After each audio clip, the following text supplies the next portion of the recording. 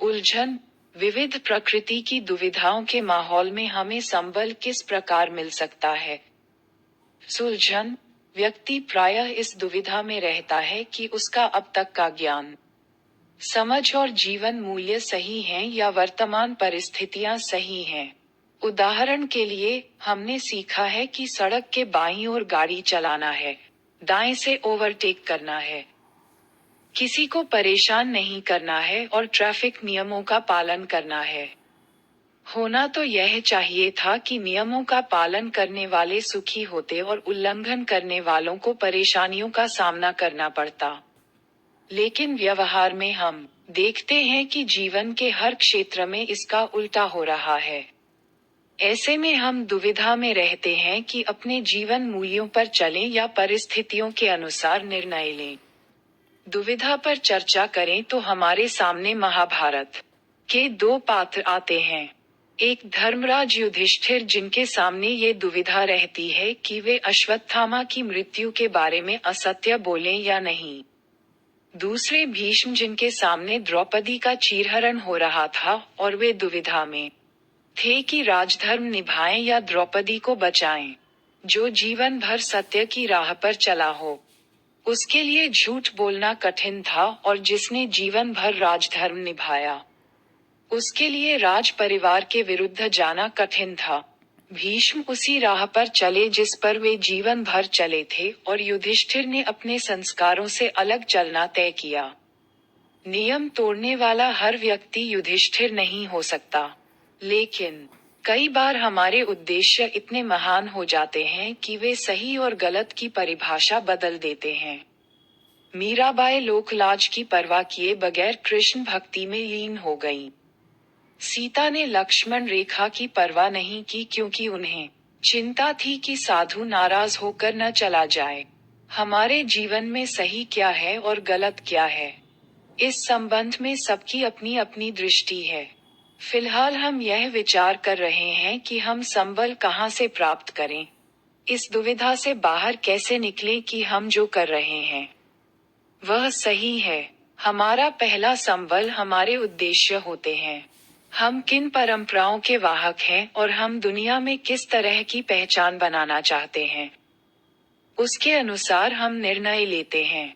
यदि अपने उद्देश्यों की पूर्ति के लिए मुश्किलों का सामना करना पड़े, हानि हो, फिर भी हमें ये संबल रहेगा कि हम सही राह पर चल रहे हैं। लेकिन अपने उद्देश्यों की पूर्ति के लिए अगर हम दूसरों को परेशानी में डालते हैं, तो इसका अपराध बोध हमें कभी न कभी जरूर परेशान करेगा। उद्देश्य प्राप्त कर लेने के बाद भी मन में संतोष कभी प्राप्त नहीं होगा।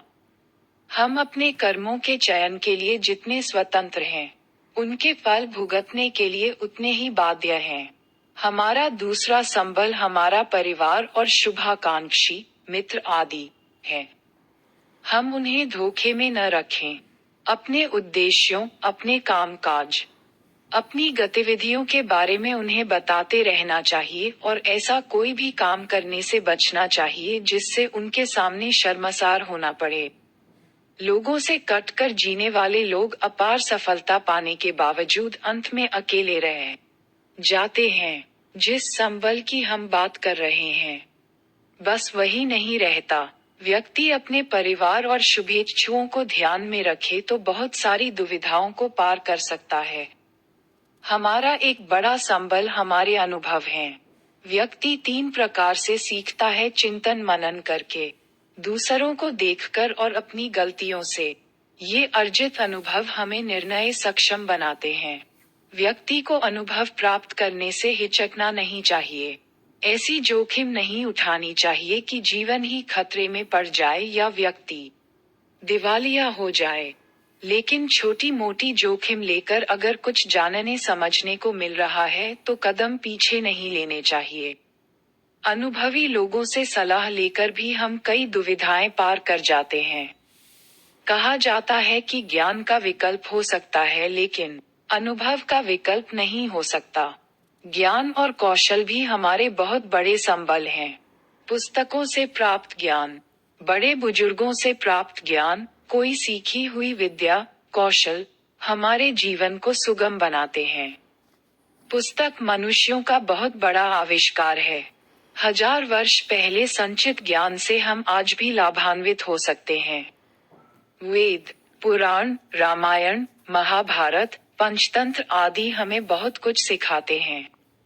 इसी प्रकार हम जो कौशल प्राप्त करते हैं, वाहन चलाना, तैरना, भोजन बनाना, भाषण देना, नई भाषाएं सीखना, कंप्यूटर का उपयोग आदि, ये सभी हमें सशक्त बनाते हैं।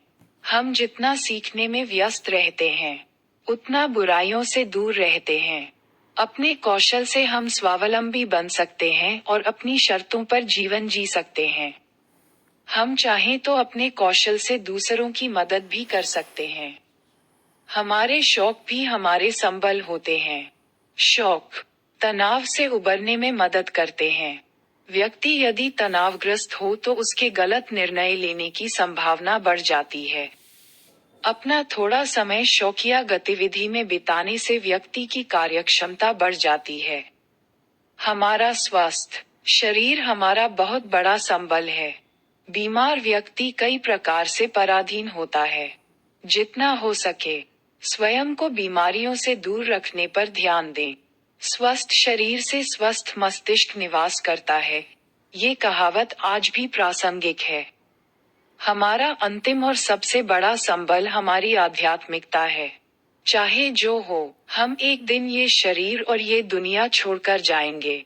हमारे जीवन मूल्य, हमारे रिश्ते, हमारी संपत्ति आदि सब कुछ नश्वर है। इसलिए इनकी बहुत अधिक चिंता नहीं करनी चाहिए। ये बात हमें निर्णय लेने में और परिस्थितियों को स्वीकार करने में बहुत मदद करती है। हम रंगमंच पर आकर अपनी भूमिका निभा रहे हैं, फिर हमें इस रंगमंच से चले जाना है। हम दोस्तों के साथ टेबल टेनिस खेलते हैं तो खूब आनंद लेकर खेलते हैं, लेकिन 2 घंटे बाद किसी को याद नहीं रहता कि किसने कितने गेम जीते।